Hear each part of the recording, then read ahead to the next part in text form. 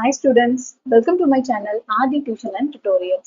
10th standard mathsல exercise 1.1ல இருந்து third sum வந்து பார்க்கலாம். இதே மாதிரி பார்த்தீங்கன்னா example 1.2ல இதே மாடல்ல ஒரு sum நம்ம பார்த்திருப்போம். அங்க வந்து a into b ன்னு கொடுத்திருப்பாங்க. இந்த மாதிரி சில செட் வந்து கொடுத்திருப்பாங்க. கொடுத்துட்டு a மற்றும் b காண்டன் கொடுத்திருப்பாங்க. அதே மாடல் sum தான் இதுவும். இதுல b into a அப்படின்னு கொடுத்திருக்காங்க. b into a ஸ்டார்ட் ஆகுறதுனால ஃபர்ஸ்ட் வரக்கூடிய நம்பரை வந்து நம்ம பின்னு எடுத்துக்கணும், அடுத்த நம்பரை வந்து ஏன்னு எடுத்துக்கணும். இத B A B A B A B A B A B A. இப்ப ஏ மற்றும் பி காண்டன் கொடுத்துருக்காங்களா, ஏ தனியா பி தனியா எடுத்து எழுதணும். ஃபர்ஸ்ட் எங்கெங்கெல்லாம் ஏ இருக்குன்னு பார்ப்போம். இங்க ஏ இருக்கா, ஏ 3 4 3 4 3 4 இருக்கா. அப்ப 2 தடவை வந்துச்சுன்னா ஒரு தடவை எடுத்து எழுது 3,4.